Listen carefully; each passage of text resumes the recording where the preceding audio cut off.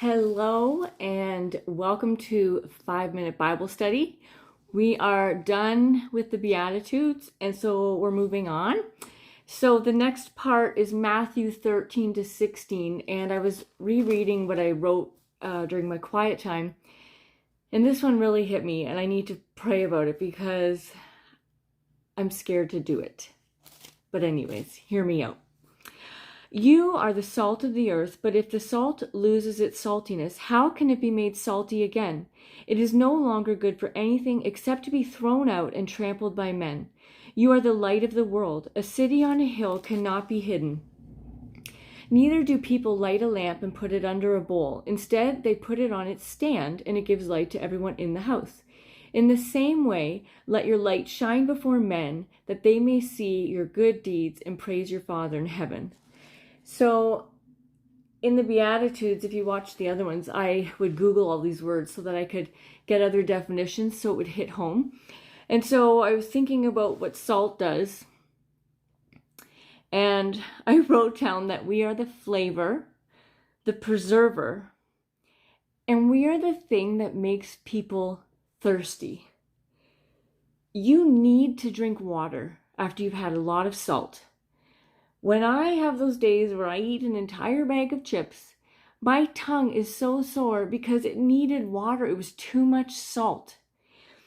Salt makes people thirsty. If we represent God well, people will need to drink of His living water. They will want to keep having more because when they watch us and talk to us, we make them thirsty for more of God.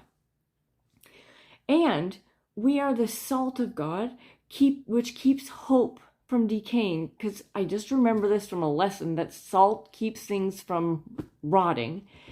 And so I thought, if we need to keep the love of God from rotting and going bad, and I think it's going very bad right now in the world. I think God is becoming less and less liked, appreciated, looked for.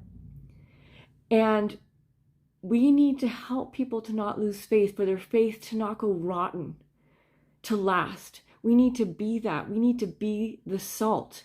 If we no longer help keep faith alive and help keep faith from rotting, then we no longer will be making people want to keep tasting God. We won't be driving them to the living water. We will no longer make them thirsty for more of Him. And if we don't, we may as well go in the garbage. And then the next part, he moved on to a light. And he said, you're the light of the world. You're one who shows the way, brings comfort or safety, helps people see things, find things, lights the path so they can see how to follow God. That's what we are. And it said we're a city on a hill. So I live in a wine region.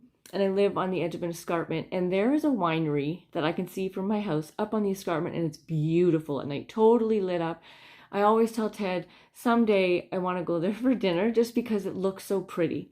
I am positive when they were working with an architect and designing their building, I'm sure they didn't say, you know what, we bought this property because we don't want to be seen. We want to be hidden, not noticed. We just want to be a private little winery, not having visitors and all that kind of thing. There's no way they said that. They are up there on that hill because they want to be noticed. They want their reputation to grow. They want more and more people to come. And that is what we are to be for God. A city on a hill, a winery on an escarpment. And with the light thing, we don't turn on a light and then close the door and go to another room.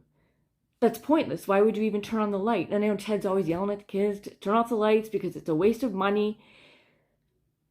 You don't turn on a light to hide it. It's meant to be seen and to help others see. Anyone in its vicinity, it can help, whether they want the light or not. So we are to be like a light. We're not supposed to hide our faith, hide the good news, hide our God if we have found Him to be so good. If we keep it hidden, it's a waste. Just like turning on a light in an empty room is a waste of money. Let people see Jesus, whether they want to or not, that so long as they're in your vicinity, they're in the light of God and they can see him. Show them the way, the comfort. Help others find God and see him. We were not rescued to hide. That winery wasn't built on an escarpment to be hidden.